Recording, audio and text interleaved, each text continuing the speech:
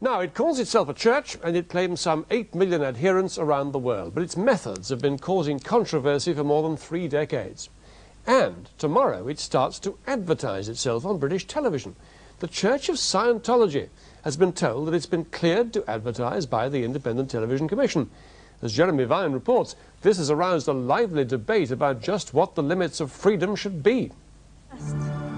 Trust. Trust. Förtroende.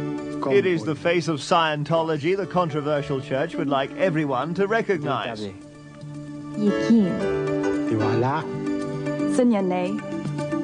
This is the new approved advert. Its shiny, happy message will run on cable TV channels tomorrow. It's a big breakthrough for the church, one that may broaden its congregation, perhaps even bring its message into the mainstream. On the day when we can fully trust each other, there will be peace on earth.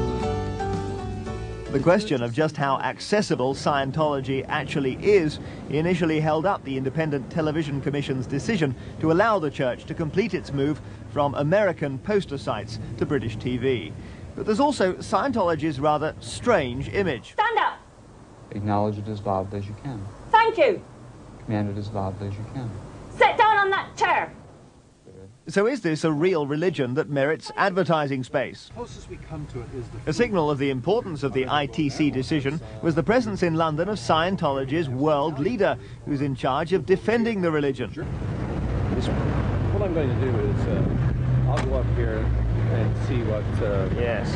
Given that his church is said to be accessible, we asked the Reverend Heber Jentzsch if he'd take us into one of his outlets. Having arrived without warning, he said we'd better wait outside. The high-pressure sales tactics reputedly used to attract new members were not much in evidence on this occasion. Eventually, the message came back. Access was being denied because the staff felt private. I just spoke with the executive director, and she said, you know, this is a surprise visit. They didn't even know I was coming, of course. And that would be a big thing for them. Well, it's a big thing for them, but... So we had our sermon on the street. Close your eyes for a second. Okay, think of a cat. Yes. Okay, did you see a cat? Yes. What did it look like? What was it doing? Black. Black cat. Okay, good. Now your eyes were closed. So what was looking at the cat? As I was. Okay. Your eyes are closed and you were looking into the mind. The mind is composed of pictures. And you saw a picture in the mind. So what people do up there is they're able to look into the mind and find those moments of pain and unconsciousness or trauma or loss. Scientology was set up in 1950 by the science fiction writer Lafayette, or L. Ron Hubbard. In essence, he thought humans were vessels for immortal souls called Thetans, who created the universe. The Thetans' enemies are called engrams. They're disruptive forces. Someone's engrams can be measured with electrodes and, it's said, purged through a practice known as Dianetics, an intense form of therapy. Some, though, have very clear memories of the 1984 High Court judgment in which Scientology was described as a religion based on lies and deceit, whose real objectives were money and power. And that was a judge speaking. But Scientologists are very keen to make sure remarks like that do not stick, and they're prepared to use the law to counterattack.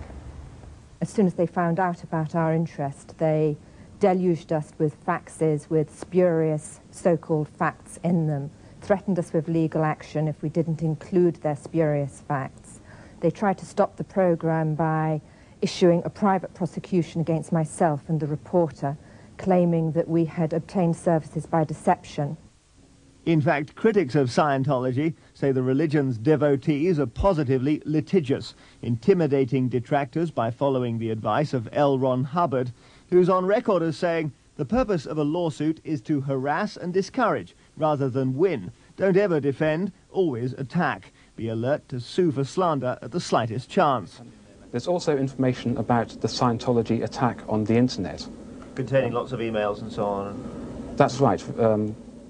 Sending... This internet user says he's been on the receiving end ever since he wrote a notice criticising Scientology. I'm one of tens of people around the world who have been threatened with legal action via email by the Scientologists about things we've posted to the internet. And in fact, there are 8 major court cases going on now in different countries arising from the Scientology discussion group. And ever since this ex-Scientologist left, she says she's been pursued by lawyers. Well, in my own personal experience, I'm currently involved in litigation with Scientology in libel actions. Those were a result of the work that I began to do 5 years ago as Escape, which is a Christian ministry. And with Mr. Hubbard's quote at the end, on the day we can fully trust each other, there will be peace on earth. The Scientology bandwagon rolls on regardless, but its big break into television has reminded some they would like to see it leave town. Well, that was Jeremy Vine reporting. I'm joined again now by Heber Jentzsch, who is president of the Church of Scientology. Why do you go to such extraordinary lengths to stop your message getting out? To stop our message from getting out? Oh, no, I think... all this